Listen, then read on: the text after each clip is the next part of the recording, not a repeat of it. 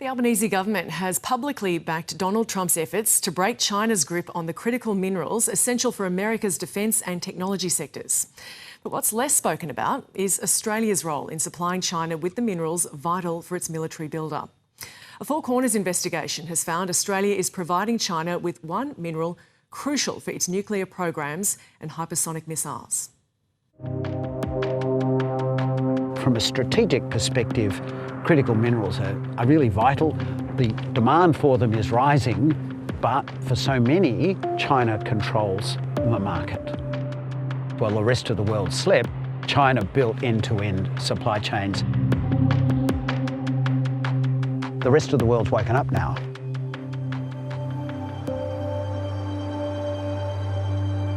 This vast expanse of mineral sands north of Perth is rich in zirconium, an element vital to China's military build-up. Australia has the world's largest reserves, but China dominates processing.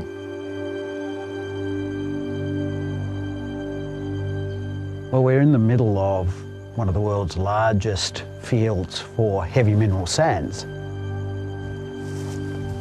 We've come to meet Adjunct Professor Ian Satchwell, one of Australia's leading authorities on critical minerals.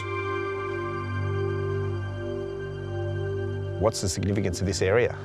Heavy mineral sands generally have come out of volcanoes, been worn down into sand, stirred by the sea and the tides over many, many millions of years, and not degraded. So they are very robust minerals.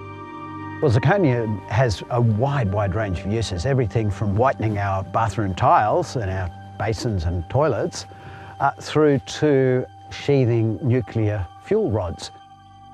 China needs zirconium, and lots of it. With a melting point of more than 1800 degrees, it's used in the protective coating for hypersonic missiles that travel at more than 5 times the speed of sound. It's also a vital ingredient in the nuclear fuel cycle. Zircon exists in some places in abundance, particularly in Australia, but in other places like China, they have very little or none of it. Four Corners reporter Angus Grigg joins me now.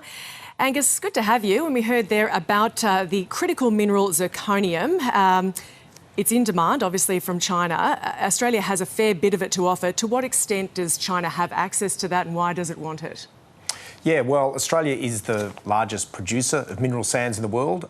It supplies about 41% of China's exports. But the really critical thing here is that China lacks its own resources, and so it's very reliant on imports of zirconium or mineral sands. And the one sort of interesting quirk or thing that we discovered in this program tonight is that China's been very upfront about its own vulnerabilities. We don't usually hear from China about where it's lacking in things. And so there's a paper from a university sitting under the People's Liberation Army, which really spells out in minute detail just how vulnerable China is if imports of zirconium or mineral sands were cut off. And it's very explicit in saying that its hypersonic missiles, its nuclear propulsion, so that is submarines, but also nuclear-powered aircraft carriers, and also the entirety of its sort of nuclear fuel cycle, which includes nuclear weapons,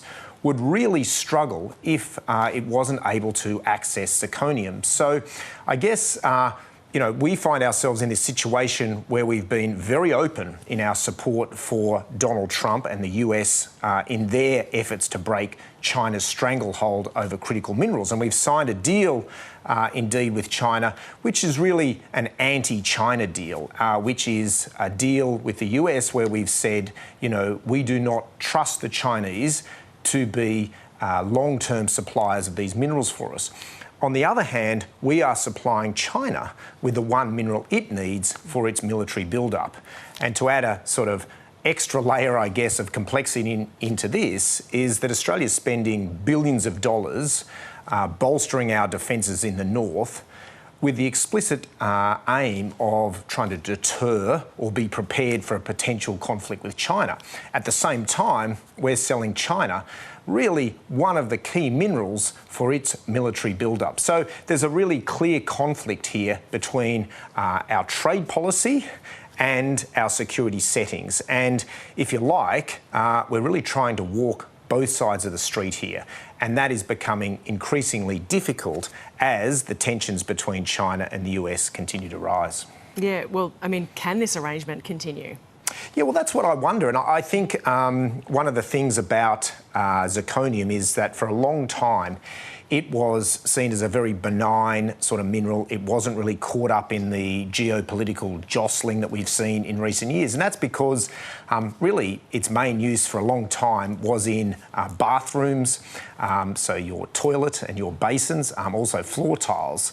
And it's only really in recent years that the higher end alloys, people have discovered that they're really crucial for these hypersonic missiles. It has been known for a long time how crucial they are in the nuclear fuel cycle. So I wonder how long before sort of regulators wake up that this is a really strategic mineral, it's something China lacks, and really we're giving China this huge leg up at the same time as we're doing the opposite in our security policy. So Defence Minister Richard Marles, when we spoke to him, was sort of, really threw his hands up and said, well, what can we do about it? China can get it elsewhere. That might be true, but, you can't escape the fact that we are the biggest producer of it. We're the biggest exporters of zirconium to China. And you wonder now how long before we're going to see some tighter controls around some of these critical minerals like zirconium. And Angus, tell us more about the questions that you put to the federal government for tonight's investigation and the response you got. Yeah, look, it was a bit strange actually because, Australia has, for the last 20 years, really walked both sides of the street. We have embraced this security alliance with the US while, really prospered from this trading relationship we have with China. And I think we're still in that mindset that nothing's changed there, that it's still business as usual and we can continue, to have it both ways, if you like. And I think that is getting harder and harder. But at this point, the federal government aren't on board with acknowledging that circumstances have changed. So, on the one hand, you hear the Defence Minister, Richard Marles, talk about security anxieties and how the biggest security anxiety we have in our region is China. But then on the other hand, say, well, actually, there's nothing we can really do about our exports of zirconium to China because we rely on exports to China for, jobs, prosperity, growth. So, yeah, there's a real conflict there between our trade policy and our security settings. Four Corners reporter Angus Grigg, thank you. No, thank you. And you can see that full story on Four Corners tonight at 8:30 on ABC TV and on iView.